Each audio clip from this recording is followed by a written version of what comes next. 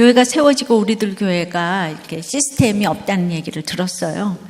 정말 아무것도 없는 것 같았죠. 건물도 없는데 주일만 나오고 큐티만 하니까 그래 보였을 것이에요. 모든 회의는 말씀부터 나누기 때문에 정작 회의는 몇 분 안 합니다. 그런데 16년 동안 또 문제가 당연히 있었죠. 그런데 늘 해결하게 해주셔서 여기까지 왔습니다. 소위 큰 교회가 이렇게 평안하게 온 것은 기적에 가깝습니다. 성령의 조직이라서 그런 것이 아닌가 싶어요. 그래서 오늘은 성령의 조직에 대해서 생각해 보려고 합니다. 근데 이 세상은 아무리 조직이 훌륭해도 첫 번째로 원망의 문제가 생깁니다. 첫 번째로 원망의 문제가 생깁니다. 예. 1절입니다. 그때에 제자가 더 많아졌는데 헬라파 유대인들이 자기의 과부들이 매일의 구제에 빠짐으로 히브리파 사람을 원망하니 그때에는 언제입니까? 지난주에 성령의 전도는 그 이름을 위하여 능력받는 일에 기뻐하며 예수는 그리스도라고 가르치기와 전도하기를 그치지 아니한다고 했는데 바로 그때에 오늘 1절에 보니까 교인이 많아진 게 아니고 제자가 많아졌다고 합니다. 그런데 또 제자가 많아지니까 또 사단이 골기를 합니다. 대제사장 등의 외적인 박해와 아나니아 삽비라의 내적 부패의 공격도 이제 승리하게 하셨는데 이번에는 종류가 다른 이 선한 일인 구제의 불균형을 이유로 교회의 조직을 지금 공격했습니다. 지상교회의 불완전한 모습을 보게 됩니다. 왜입니까? 헬라파, 히브리파 사람들의 반목이 터진 거예요.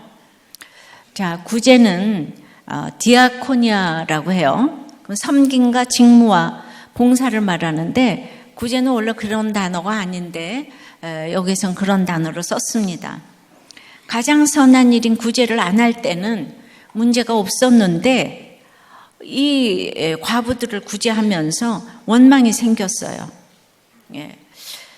그러니까 유대인들이 그 흩어진 디아스포라 헬라파 유대인과 본토 히브리파 유대인과의 관계에서 이 히브리파 유대인들이 선민의식을 따지며 차별을 했다고 여겨집니다. 왜냐하면 오순절 지키러 와서 이 헬라파 유대인들이 흩어진 나그네인데 왔다가 베드로 설교 은혜 받아가지고 안 돌아가고 있잖아요. 그랬는데 점점 눌러붙어 있으니까 히브리파 과부들이 자기네 먹을 걸 이것들이 안 가고 자꾸 축내고 있으니까 떨거지같이 여겨지는 거예요.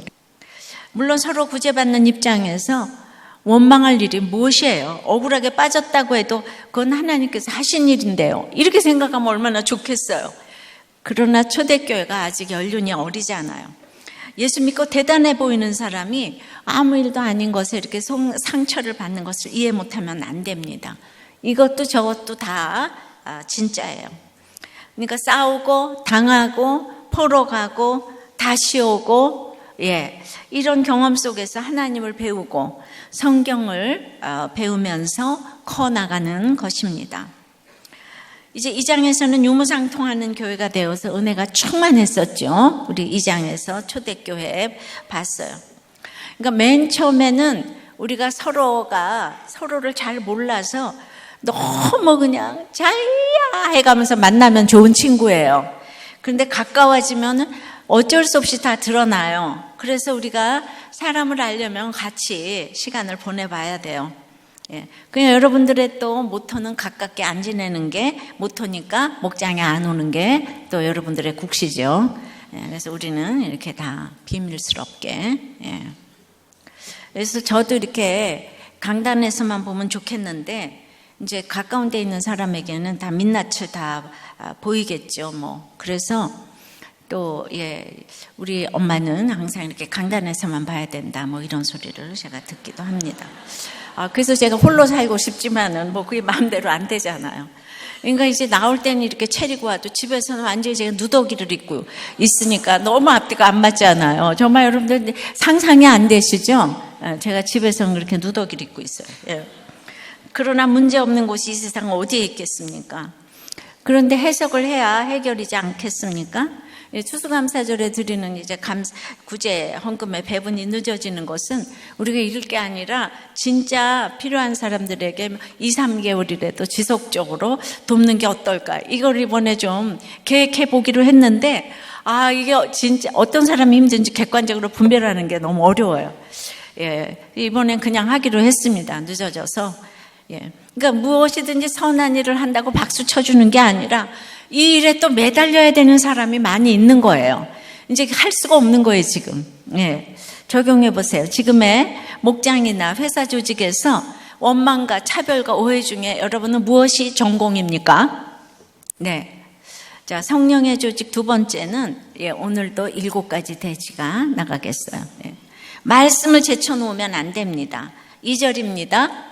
12사도가 모든 제자를 불러 이르되 우리가 하나님의 말씀을 제쳐놓고 접대를 일삼는 것이 마땅하지 아니하니, 그러니까 문제는 항상 생기기 마련이고요.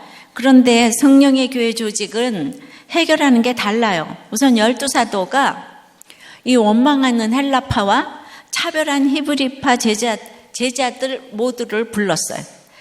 그리고 구제의 불공평이 문제가 아니라 우리가, 즉 사도들이 하나님의 말씀을 제쳐놓고 구제하며 접대만 일삼았다고 솔직하게 인정하고 회개를 했어요. 여러분, 말씀을 제쳐놓았다니요. 베드로 사도가 지금 이 성령의 설교를 이렇게 하고 있는데 말씀을 제쳐놓았다니요. 그러니까 어떤 경우도 리더는 이렇게 말씀을 제쳐놓았다고 자기가 먼저 회개를 해야 돼요. 어떤 일이 일어나도 말씀을 제쳐놓으면 어떤 것도 지나치든지 부족하든지 하게 된다 그랬잖아요. 그러니까 사람을 구제하려면 이제 섬겨야 하고, 섬기기 위해서는 내 직무를 생각하고 그리고 봉사가 어우러지는 이 구제를 해야 되는 거예요. 근데 말씀을 제쳐놓으니까 접대만 일삼습니다. 이 문제 때문에 사도들은 큰 원리를 깨달았어요. 거듭난 사람은 어떤 사건이 와도 하나님이 사건마다 양육을 시키십니다. 그래서 큐티를 해도 거듭난 것이 중요해요. 그러니까 무엇을 지어주고 도와주는 것도 좋지만 말씀을 제쳐놓고 하게 되면 결국은 아무리 좋은 일을 해도 재산을 통용해도 서로 원망에 빠지게 됩니다. 그러니까 부부가, 가족이 다 원망에 빠져요. 정말 온 가족을 위해 돈을 쓰고 애를 써도 말씀을 제쳐놓고 하면 아이들에게도 접대를 일삼은 것을 깨달아야 합니다. 아이가 힘들게 해도 남편이 바람을 피워도 금세 나한테서 원인을 찾고 내가 말씀을 제쳐놓은 것을 깨달아야 돼요. 말씀이라는 거는 십자가의 말씀, 이거를 제쳐놓은 거 깨달아야 돼요. 근데 우리는 내가 말씀을 제쳐놓은 거를 못 깨달으니까 원망을 해요. 여러분, 음식 섬기는 일이 아무것도 아닌 것 같아도 사실 큰 일입니다. 음식으로 섬기면 정말 은혜를 받고 와요. 그런데 음식하는 게 힘들어서 또 떠날 수도 있어요.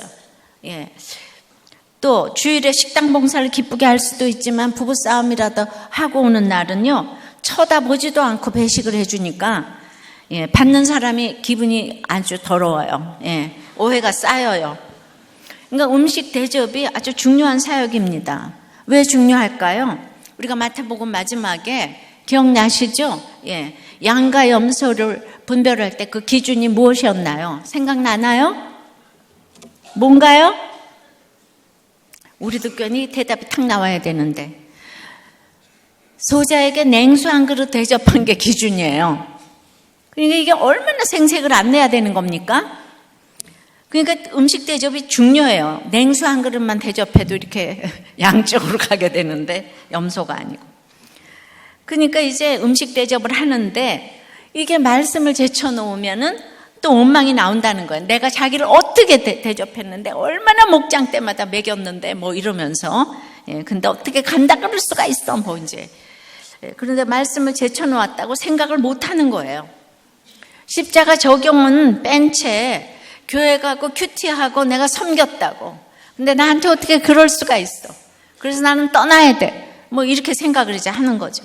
그래서 그까짓 것, 뭐 아쉬울 것이 뭐야. 여기는 알아주지도 않는데 뭐.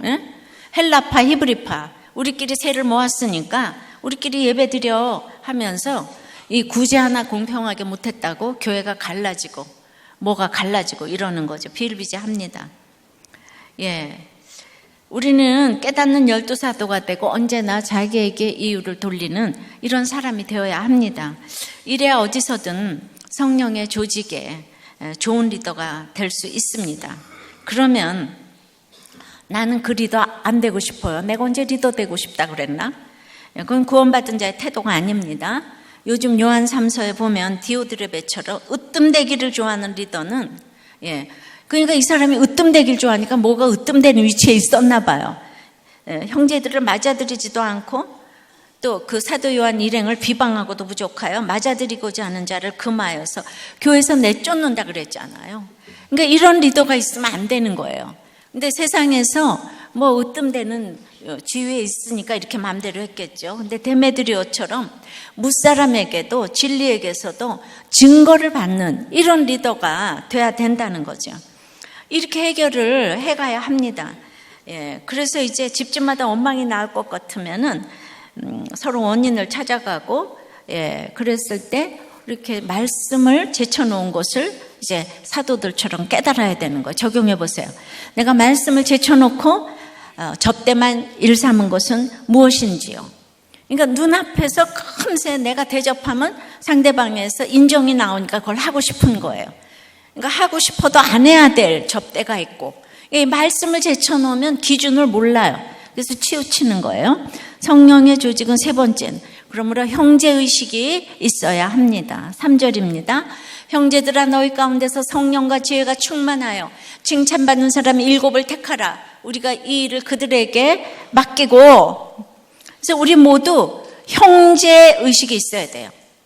자, 사도들은 왕노릇하고 헬라파는 흩어져서 와서 무시받으니까 피해의식이 있고 히브리파는 자기네는 이제 본토라고 이런 선민의식이 있고 율법자이고 이렇게 해서 맨날 비판만 할 게 아니라 이 모든 사람들이 다 같이 말씀을 듣고 찔려서 어찌할꼬 하고 이 초대교회에 모여왔잖아요. 그러니까 우리는 형제라는 거예요. 사도들의 이 같은 형제 마인드가 문제 해결을 가능케 하는 것입니다. 우리 다 같이 형제인 거 믿습니까? 그러니까 드러나는 문제보다 항상 왜 이런 일이 왔을까의 근본을 생각해 봐야 합니다. 구제와 봉사의 사명이 주어질 일꾼에 대한 이런 자격에 대한 언급인데 여기서 이제 초대교회의 조직이라는 것이 생기죠. 7 일꾼. 그런데 구제와 봉사의 직무 역시 교회 사역에서 중요한 부분이므로 형제의식이 있는 제자들은 그 직무를 담당할 사람을 아무나 뽑지 않더라고요. 성령이 충만한 사람, 지혜가 충만한 사람, 칭찬 듣는 사람을 택하라고 했더니만 그런 사람을 택하는 거예요. 근데 성령이 충만하려면 수요일날 말씀처럼 성령의 잉태가 있어야 되는 거예요. 성령의 잉태는 세상에서 보기엔 참 무서운 일이라고 여겨지죠. 네 안에 마리아 데려오기를 무서워 말라고 하셨는데 우리는 막 성령 충만하면 하늘에서 불이 내려와가지고 입에서는 샬라샬라하고 이런 걸 생각하지만 수치와 조롱을 무릅쓰고 기다릴 때 성령의 잉태가 임하고 이런 걸 겪고 성령의 충만을 경험하고 있는 자를 이제 뽑은 거예요. 성령이 충만하면 하늘의 언어를 세상의 언어로 잘 풀어내는 이 지혜에 있어서도 충만한 사람이 되는 거예요. 학식도 없는 베드로가 설교를 하지만 대제사장이 따라가지를 못하는 거예요. 성령이 충만하지 않으면 지혜가 없어서 그래서 무슨 말을 해야 될지도 모르는 것이에요. 어디에서 자존심을 지키고 어디에서 내려놓아야 되는지를 알기 위해서 성령이 충만하고 지혜가 필요합니다. 예를 들어 남편이 이혼을 요구하는데 당신은 내가 어떻게 해주기를 원하느냐? 이렇게 묻는 건 바보 같은 질문이에요. 우리 교양이 있는 것처럼 남편이 이혼하자고 하는데 나도 어쩔 수 없다. 이런 건요 지혜가 없는 어리석은 사람이에요. 남편도 아내도 가정도 섬길 마음이 있어야 지혜가 생기는 것이지 자존심만 세우는데 무슨 지혜가 생기겠습니까? 지혜는 인정하고 사과하는 것인데 그거를 못해요. 칭찬 듣는 사람 7. 그 7은 그 공동체에 가장 알맞은 지도자의 수입니다. 여러분은 앉으나 서나 칭찬 들어야 돼요. 사람에게 인정받는 칭찬이 아니고 어렵고 힘든 사람들에게 칭찬을 받고 그러려고 접대만 하라는 건 아니에요. 대제사장에게는 욕을 먹을 수도 있는 거예요. 모든 사람들에게 칭찬받으려고 하는 것은 나 믿음 없음이에요. 욕심이에요. 그러나 성령의 사람끼리는 올바른 칭찬과 또 이제 경고를 주고받을 수 있어야 됩니다. 나는 다른 사람이 뭐라고 하든지 신경 안 써. 왜 이렇게 목사님은 그 신경을 쓰세요? 이런 분도 있어요. 이것도 교만한 거예요. 성령을 받은 사람은 많은 말을 해도 한마디를 해도 딱 알아듣는데 그렇지 않은 사람은 박사라고 해도 말꼬리만 붙잡고 못 알아듣습니다. 성령의 잉태를 경험하지 못하면 성령의 말을 못 알아듣죠. 그죠? 성령과 지혜가 충만하여 칭찬 듣는 것은 목사뿐 아니라 목자, 마을, 초원, 평원, 찬양팀, 주일학교, 교사, 식당봉사, 주차팀, 분리수거팀, 다 모든 직분자들에게 필요한 자질이에요. 이런 분들이 말씀도 잘 전하면서 섬긴다는 것이죠. 적용해 보세요. 여러분의 형제의식은 몇 점입니까? 여러분은 성령, 지혜, 칭찬 중에서 잘 되는 것은 무엇이고 안 되는 것은 무엇입니까? 성령의 조직은 4번째는 기도와 말씀에 힘써야 합니다. 이거는 기도와 말씀 사역에 계속해서 자신들을 드릴 것이라는 이런 번역으로 그 킹제임스 버전은 우리 자신을 계속적으로 줄 것이다. 이런 걸 이제 선포를 했어요. 자, 1절에서 구제의 디아코니아에 그 섬김과 직무와 봉사가 들어간다고 했는데 말씀을 전하는 것도 똑같이 여기서 디아코니아로 썼어요. 그러니까 워낙은 그런 단어를 안 써요. 말씀도 무슨 디다스코나 이렇게 캐리고마 무슨 이런 단어를 쓰는데 여기 디아코니아. 그러니까 구제도 디아코니아, 말씀 전하는 것도 디아코니아. 섬김, 직무, 봉사 이걸 똑같이 썼어요. 이 얘기는 말씀을 전하는 것이나 음식 공개하는 것이 우열을 가릴 일이 아니라는 거예요. 은사별로 이제 똑같은 직무와 섬김과 봉사라는 거죠. 그러니까 사람들을 접대하는 사람도 말씀을 안 전하는 게 아니라 섬기면서 말씀도 잘 전하는 것이 7 일꾼들의 자격인 거예요. 근데 중요한 것은 말씀 전하는 것 앞에 기도가 있잖아요. 기도와 말씀 전하는 것. 그러니까 말씀이 없으면은요, 여러분들 기도도 할 줄 모르잖아요. 그래서 처음에는 말씀에 전념하셔야 돼요. 그러니까 말씀을 봐야지 그 다음에 이제 목장 모임에서 기도하고 준비 기도하고 예배 중에 기도하고 감사 기도하고 각자 기도 나중에 돌아가면서 기도 마무리 기도하고 기도가 이렇게 말씀 중에도 이렇게 많이 있잖아요. 여러분들은 사역자들이 기도와 말씀 전하는 것에 힘쓰도록 이렇게 도와야 합니다. 저는 목회해보지도 않았지만은 말씀이 없이는 도저히 안 되겠다는 걸 저는 느꼈어요. 저는 그 모든 시간에 그 말씀과 기도의 모든 시간을 할애하고 있어요. 근데 초대교회 모습이 우리들 교회에 있는 것을 보고 내가 목회를 배우지도 않았는데 이렇게 말씀만 열심히 봤더니 이렇게 되어가는 것 때문에 너무나 제가 놀랐습니다. 정말 저는 말씀과 기도에 전무하고 있어요. 힘쓰고 있어요. 제가 신방된 기분 좋죠. 맛있는 것도 먹고 그러고 다 즐거워하고 기뻐하잖아요. 그래서 제가 혼자서 골방에서 말씀 보고 기도하는 게 얼마나 힘든 저와의 싸움인지 모르겠어요.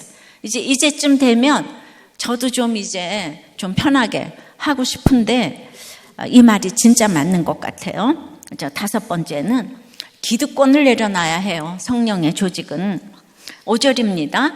온 무리가 이 말을 기뻐하여 믿음과 성령이 충만한 사람 스데반과 또 빌립과 브로고로와 니가노르와 디몬과 바메나와 유대교에 입교했던 안디옥 사람 니골라를 택하여 너무 잘했죠. 이 교회 일꾼은요 온 무리가 택했어요. 근데 너무 사도들의 그 일 처리를 기뻐했어요.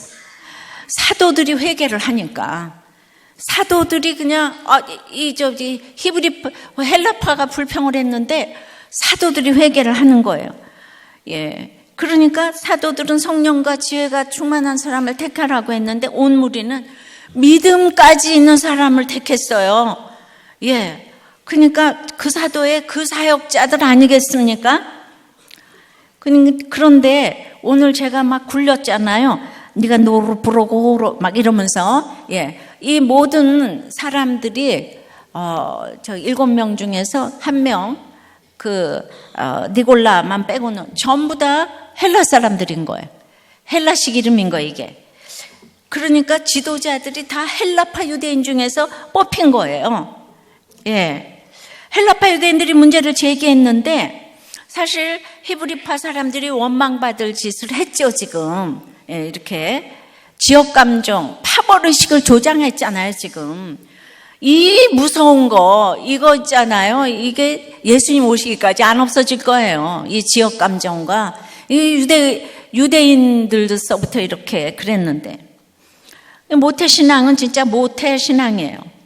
뭘 못하면서 계속 우리는 예수님 본토 우린 출신이다 이러면서 기득권만 찾아 먹으려고 하니까 이 마음이 열린 헬라파 사람들이 왜 마음이 열렸겠어요? 벌써 포로로 갔다 왔으니까 고생을 했으니까 흩어진 나그네들 히브리파보다 마음이 열렸어요.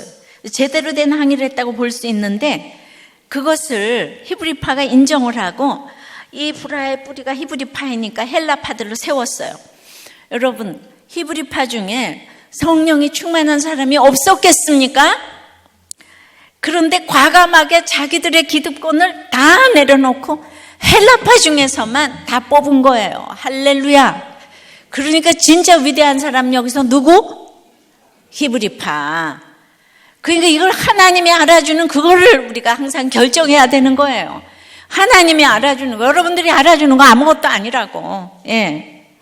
그러니까 스데반은 면류관이라는 뜻이 있어요. 그러니까 특별히 스데반에게는 믿음과 성령에 충만한 사람이라고 수식어가 붙었잖아요. 이 스데반은 사도행전 7장에서 기독교가 세계 최고의 종교라는 걸 알린 최고의 설교가예요. 예. 그러니까 우리는 은사별로 섬기는 것이 위아래가 없어요. 이 7은 그 새로운 초대교회 새 시대의 사역자로 성령의 조직에 부르심 받은 이제 일꾼들인 거죠. 그러니까 이 스데반은 그냥 성경에서 나오는 베드로도 순교를 나중에 했다고 그러지만 성경에는 아직 안 나왔잖아요. 베드로보다 훌륭한 순교를 한 사람이고 빌립은 전도자 세례자로 8장까지 쫙 나온 나머지도 초대교회 엄청난 일꾼들로 자리매김했다고 합니다. 저는 우리들 교회에 이런 일꾼들을 계속 세워주셨다고 생각해요. 그리고 저는 말씀만 보도록 7 일꾼들을 세워주셔서 수많은 일들을 감당하게 하시고 우리들 교회가 수많은 사람들을 살려내고 있지요. 성령의 조직이 그냥 저절로 세워지게 하시고 또 세워지게 하시고 이번에도 또 새로 세워지는 초원도 있고 마을도 있고 목장도 있고 이제 이렇게 목자도 있습니다. 그러니까 서로의 기득권을 내려놓고 나이도 내려놓고 지위도 내려놓으니 성령의 조직이 되는 것 같습니다. 왜냐? 자원하는 조직은 이 세상 어떤 조직도 따라올 수 없는 맨파워의 조직인 줄 믿습니다. 그래서 이렇게 문제없이 여기까지 왔잖아요. 적용해 보세요. 여러분들이 내려놓지 못하는 기득권은, 그 알량한 기득권은 무엇입니까? 6번째는 질서를 지킵니다. 6절에요. 이제 세우고 사도들 앞에 세우니 사도들이 기도하고 그들에게 안수하니라. 교회는 어쨌든 그러나 이 스데반이 아무리 훌륭해도 질서가 있기 때문에 베드로보다 더 훌륭한 설교를 했을 수가 있어도 살아있고 교회가 전속되는 동안에는 사도 밑에 그 일꾼들이 지금 있었어요. 우리가 집사라고 이제 불러도 일반적으로 집사라고 부르니까요. 그러니까 스데반이 훨씬 훌륭한 설교를 했었어도 안수를 받아야 하는 질서가 있는 거예요. 교회가 이 질서를 어기고 하극상의 풍조로 가면 그저 금세 무너집니다. 항상 부족해도 역할을 인정해야 합니다. 목자, 부목자, 그리고 목원의 역할이 있습니다. 그 역할을 잘할 때 리더가 되는 시간을 줄여주셔요. 그렇지 않으면 영적 지도자가 되지 못합니다. 우리는 어떤 공동체도 적응하는 시간이 있는데 이런 모든 것들을 기득권 내려놓고 어린 사람에게도 양육받을 수 있고 이걸 거치는 동안에 자기의 모든 것들이 드러나게 돼 있어요. 근데 믿음을 믿음으로 봐주는 교회가 중요한 거예요. 그래야 믿음으로 세워질 수 있습니다. 안수하는 사도의 역할을 인정해야 합니다. 여기서 보면은 안수 기도를 한 게 아니고 기도하고 안수했어요. 이거 굉장히 중요하죠. 그러니까 그 7 일꾼들의 일을 공적으로 인정했다는 뜻인 거예요. 이 사람들 중에 세계적인 설교자, 순교자, 전도자가 다 나왔어요. 그러니 성김에는 말씀이 절대적이고 은사는 이제 차별이 없는 거예요. 자, 성령의 조직은 7번째는 제자가 많아지는 것. 이게 이제 결론이겠죠. 이것 때문에 성령의 조직이 필요한 거예요. 땅끝까지 이르러 이제 우리가 제자를 키워내야 되기 때문에. 7절입니다. 하나님의 말씀이 점점 왕성하여 예루살렘에 있는 제자의 수가 더 심히 많아지고 허다한 제사장의 무리도 이 도에 복종하니라. 1절도 그렇지만 하나님의 말씀이 왕성해지면 성령의 조직은 제자로 시작해서 제자로 끝납니다. 제자의 수가 많아지는 것은 당연한 결과예요.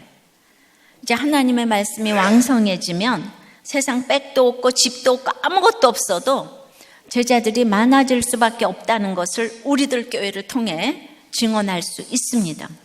말씀이 왕성해진다는 것은 성경을 잘잘 외우고 많이 안다는 것이 아니라 모든 목장, 선교, 구제, 봉사, 사랑 이 모든 것을 십자가를 지고 잘 돌아간다는 거예요. 그러니까 어떤 경우에도 내 탓인 거죠. 그죠? 어떤 경우에도 내 탓인 거예요. 여러분들은 어디를 가나 나는 그 일에 사과를 받아야지 나는 그냥 넘어갈 수가 없어. 이런 얘기는 이제 올해는 좀 끝내시기를 바라요. 나는 도저히 그 부분은 용서가 안 돼. 이런 거 좀. 제자의 수가 많아졌을 때 오늘 특징이 허다한 제사장의 무리도 이도에 복종했다고 합니다. 이 제사장들이요, 대제사장, 사두개파들이 다 이 사도들 죽이려고 하는데 허다한 제사장의 무리가 이 도에 복종을 했다는 거예요. 모든 전통 율법 다 버리고 나사렛 목수가 전했던 복음에 복종했다는 것은 정말 놀라운 일 아닙니까? 우리는 백성들을 끌고 이끌던 드다와 유다가 그 사람들이 죽자마자 다 흩어진 거 알죠? 지난번에 말씀 들었죠? 그런데 이 예수 나사렛 목수가 죽었는데 아무도 흩어지지 않았어요. 허다한 제사장의 무리가 복종했대요. 이게 왜 그럴까? 예루살렘이 아직 무너지기 전이지만 이제 예루살렘 성전에 가도 성령이 떠나가지고 은혜가 안 되고 구제도 없고 사람들이 모이질 않는 거예요. 성전은 너무 멋있는데 그래서 1년에 절기 3번밖에 예배를 안 드리다 보니까 제사장들이 먹고 살기가 힘들어졌어요. 우리들께 은혜가 떨어지면 멀리서 오시겠습니까? 그것이 항상 제일 걱정입니다. 성전이 아무리 화려해도 은혜가 없으면은 이제 오지 않을 거 아니에요. 항상 우리들 교회 영원하라 그런 얘기를 제가 안 합니다. 이게 언제나 성경이 다 똑같은 얘기를 하고 있잖아요, 그죠? 그러니까 먹고 살기 힘들어졌어요. 당시 제사장들이 한 12,000명 정도 있었는데 그 제사장 중에서는요 굶어 죽는 사람도 많았대요. 그래서 또 저는 왜 죽었을까 생각을 해봤어요. 아마도 그 제사장들이 이 권위가 대단하잖아요. 제사장 허드렛 일을 어떻게 할 수 있을까 해서 폼 잡다가 죽지 않았을까 이런, 그죠? 목사가 감히 어떻게 그런 일을 해 뭐 이런 거. 이 율법과 이게 대단했잖아요. 그 구약에 그냥. 그러나 그들도 워낙 엉컨 살기가 힘드니까 고난이 축복이다. 예. 그래가지고 드디어 이쪽에 자꾸 관심이 가는 거예요. 베드로 설교에. 베드로가 예수님이잖아요. 성령의 설교에. 이 도에 복종했다는 거예요. 육이 무너지는 것은 이래저래 축복인 거예요. 근데 제사장 무리가 사도 베드로에게 복종하는 게 아니고 예수님의 성령의 설교, 예수가 그리스도에 복종하는 거잖아요. 예. 아니, 그 사도 베드로가 모든 걸 다 해결하는 건 아니에요. 뒤에 사도행전에 가면 사도 베드로도 이상한 짓도 해요. 예. 그런데, 예. 여러분의 목장 보고서에서 이제 목자들의 처방을 보면 저도 못하는 거를, 하는 거에 제가 감사하고 흐뭇할 때가 이렇게 많이 있는데 지식이 많아서가 아니라 하나님께서 지혜를 주시는 거예요.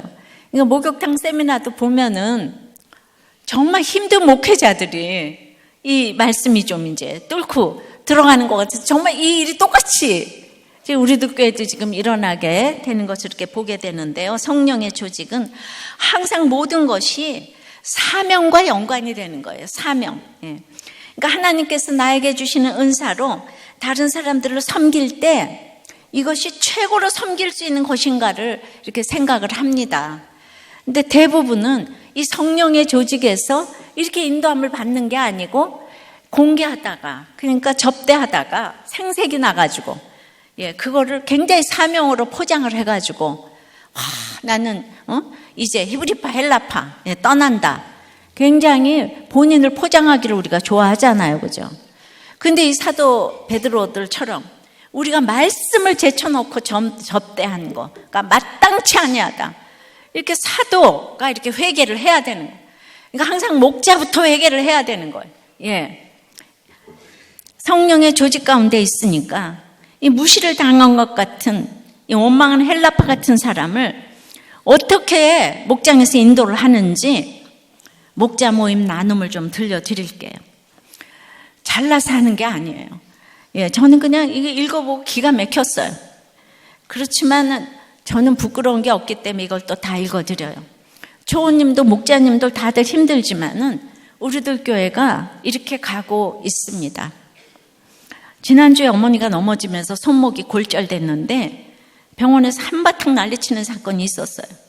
큰 병원으로 옮기려고 서류를 떼러 기존 병원에 갔는데 간호사가 어머니에게 무슨 검사를 했냐고 물어봤어요.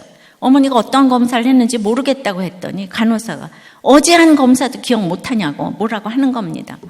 아니, 이름만 입력해보면 바로 알 수 있을 텐데 간호사가 엄마를 무시하는 걸 보고 참지 못해서 욕을 했습니다.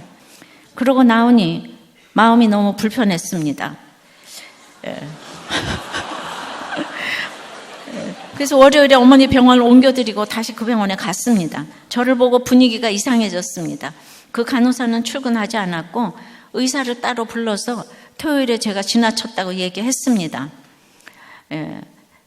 자, 이분이 목자라 이거예요. 예. 분노 조절 장애가 있는 거예요. 그런데도 또 목자까지 갔어요. 그러니까 우리가 이런 목자님도 계세요. 예. 그러니까 초은지기님이 아유, 목자님 분노 조절이 안 되시네요. 그랬더니 분노 조절이 안 된 건 아니었어요. 계획하고 한 일입니다. 아니, 그 계획된 거였으면 더 문제입니다.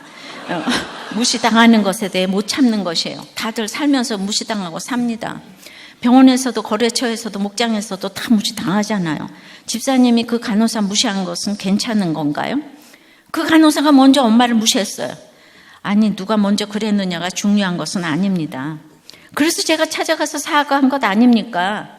근데 앞으로 같은 일이 생기면 어떻게 하실 것 같으세요? 장담 못하죠. 저와 관련된 것이 아니라 엄마와 관련된 것이라서 그렇습니다. 예. 아니, 어머니와 관련됐다고 하시는데 그건 집사님 자존심이에요. 아니, 제가 잘했다는 게 아니라 제가 안 되는 것을 나눈 거예요.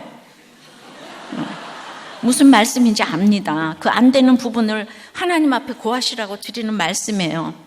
저도 그게 안 되는 사람이에요. 그게 하나님 앞에서 큰 죄라는 걸 회개해야 합니다. 같은 일이 생겼을 때 장담 못한다는 것은 진정으로 회개한 것이 아니에요. 예. 같은 일이 생겼을 때, 예. 어떤 분 좀 이 얘기 좀 들으시기를 바라요. 예. 그러니까 이분이 확실하게 모르겠습니다.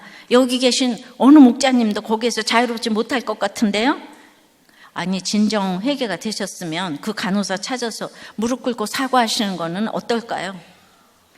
초호님은 지난번에 군대에서 저한테 맞은 선임병에게도 찾아가서 사과하라고 하시는데, 초호님은 살면서 잘못한 모든 일에 다 사과하셨나요? 그렇지 않을 것 같은데요? 그러니까 옆에서 다른 목자님이 끼어들었어요. 우리가 목장에서 나눔하다 보면 자기 죄를 보는 나눔도 있고 보지 못하는 나눔도 있잖아요. 자기 죄를 보는 목원에게도 권면을 하고 죄를 보지 못하는 목원에게도 권면을 합니다. 목자 모임도 하나의 목장인데 초호님이 지금 그 권면을 해주신다고 생각하시면 될 것 같아요. 그러니까 초원지기님이 지난번에 저희 회사 중국인 직원과 외부 트럭기사 분과 싸움이 난 적이 있어요. 그때 제가 트럭기사 분에게 무릎을 꿇고 사과했어요. 직원들 다 있는 저희 회사 사무실에서 1시간을 빌었어요. 그렇게 기사분을 보내고 그 직원에게 교육을 한 후 트럭기사분에게 다시 전화해서 교육을 시켰다고 알려드렸습니다. 하나님께서 그 마음을 주신 것이 감사했어요. 그거 안 해도 되는 일이었거든요. 근데 목자님도 해도 되고 안 해도 됩니다. 근데 내 죄에 대해 어떤 마음인가가 중요하다고 생각이 돼요. 나에게 왜 그런 마음이 있었는지 살펴보는 것이 중요합니다. 근데 분노 조절이 안 된 게 아니라 계획적으로 했다면 더 생각해 보셔야 합니다. 그런데 이 모든 걸 오픈해 주셔서 너무 감사해요.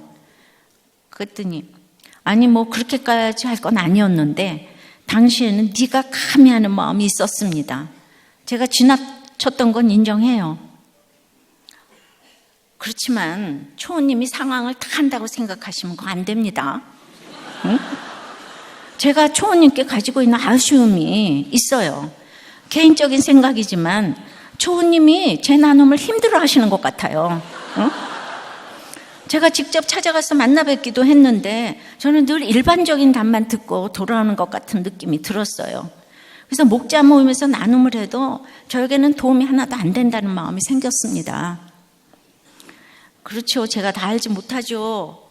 다 한다고 생각하면 교만이죠. 그냥 우리 죄를 영적으로 심각하게 느끼자는 말씀입니다. 아니, 뭐 제가 상황을 해결해 달라는 게 아니에요. 그냥 저의 모습을 봐달라는 거예요. 답은 저도 알아요. 그러나 저에게 위로가 필요할 때가 있고 궁금할 때도 있거든요. 그러니까 이 초원지기님이 죄송합니다. 예. 그러니까 우리가 이렇게 목장에서 목장 나눔을 하지 않겠습니까? 예. 저기 그 솔직하게 얘기를 이렇게 하라고 그러면 왜 하냐 그러고 또 이제 또 그러면 내가 정답을 몰라서 물어봤냐고 이러고 또 도대체 나는 나의 마음을 공감해 주지 못한다고 생각한다 이렇게 얘기를 하고 그런 것들을 오늘 이렇게 사도들이 이거는 말씀을 제쳐놓은 우리 까닭이다. 너희들이 싸우는 게 말씀을 제쳐놓았다니요. 사도들처럼 말씀을 가까이 끼고 있는 사람들이 어디 있어요. 그러나 여러분들이 모두 잘못한 걸를 제가 회개를 해야 된다고 그러잖아요. 그러니까 이 말이 맞는 거잖아요. 근데 무슨 말을 해도 이렇게 이제 화를 내지 않고 그러니까 성령의 잉태를 경험한 사람들은 성령의 조직에서 이 말을 드러낼 수 있는 그런 게 생기거든요. 근데 제가 알기에는 이 초원지기님도 분노 조절 장애가 있거든요. 예. 그래서 이걸 어떻게 이렇게 드러냈는지 몰라. 예. 이분도 화나면 장난 아니에요. 근데 그렇게 분노 조절을 경험하니까 이런 걸 이렇게 또 감당을 해내는 것 같아요. 그러니까 우리가 문제가 없는 게 아니고 항상 그냥 싸우고 또 포로 갔다가 다시 돌아오고 더 싸우고 이뤄가면서 성경을 읽고 그것들이 이제 우리를 키워나가는 이게 성령의 조직에 있는 그거 아닌가. 정답이 어디 있겠습니까? 이렇게 그냥 수준별로 대하고 그 다음에 그런 것 때문에 안타까워하고 여러분들이 이렇게 말을 안 듣고 정말 애매한 소리를 하게 되면 정말 너무 제가 안타까운 거예요. 이 말을 알아듣지 못하게 하는 거예요. 제 탓이라는 생각이 들어서 말씀이 그렇잖아요. 그죠? 말씀을 제쳐놓고 내가 접대만 하고 있으니까, 립 서비스만 하고 있으니까 이렇게 사람들이 안 변하는 거다. 근데 이분이 이렇게 돼서 그때 안 변했기 때문에 이게 한 2년 전 일이었어요. 근데 내가 읽지 못한 거는 이 목자님 이거 감당하시겠어요? 그래서 제가 어저께 물어봤죠. 예. 그러니까 여러분들이 목장 나눔을 내가 어디서 뭘 킵하고 있는지 여러분들은 2년 전에 이걸 킵해놨거든요. 예. 그런데 글쎄 할 수 없이 이분을 목자를 내렸다고. 목자를 내렸는데 2년이 지나도록 이분이 안 떠나고 지금 너무 잘 계시다는 거예요. 목원으로. 바로 이것이 성령의 조직의 특징 아닐까요? 목자를 내린다고 어떻게 나를 감히 그럴 수가 있는 게 아니라, 그래서 이걸 해도 된다는 허락을 받고 오늘 내가 이렇게 하는 거예요. 그러니까 이게 정말 성령의 조직의 양육 아닐까요? 무섭죠. 사람 나한테 뭐라 그러면 어떡할까? 이런 일들이 너무 많지만 우리들 교회의 양육이 이렇게 이루어져 간다는 거예요. 잘 돼서가 아니고. 그러나 이런 사람들은 죄 있는 걸 알잖아요, 자기가. 근데 가말리엘은 죄 있는 걸 모르잖아요. 끝까지 예수 믿었다는 얘기가 없어요. 그러니까 지금 이런 구속사가 처음에 오시는 분들은 이게 무슨 말인지 이해가 안 될 수도 있는데, 이게 오래돼도 이 말을 못 깨달으면 그건 이제 아니 되옵니다. 아셨죠? 예, 이제 목장 개편이 이제 있어요. 이게 왜 이 말씀이 나왔는지 우리는 또, 정말 말씀은 정말 우리한테 주시는 말씀이네. 할렐루야? 예, 말씀 맺어요. 성령의 조직은 이렇게 원망의 문제가 생기지만은 이제 말씀을 제쳐놓으면 안 되는 거예요. 이 사도들의 처방이 기가 막힌 거예요. 그리고 그 사도들의 형제의식을 우리가 봤어요. 그리고 기도와 말씀에 힘쓴다고, 섬김과 직무와 봉사라고 그랬어요. 말씀 봉사를. 그리고 이제 기득권을 내려놓았어요. 그 히브리파가. 거기 더 위대한 사람이 있는 거예요. 항상 내가 드러나지 않는 일에 더 위대함이 있는 거예요. 그 질서를 지킵니다. 그랬더니 제자가 많아지는 거예요. 그 목자님만 가면 목장이 부흥하는 거예요. 그냥 그 초원님만 가면 거기가 부흥하는 거예요. 이런 놀라운 역사가 일어나는 것이 바로 성령의 조직 아닌가 싶습니다.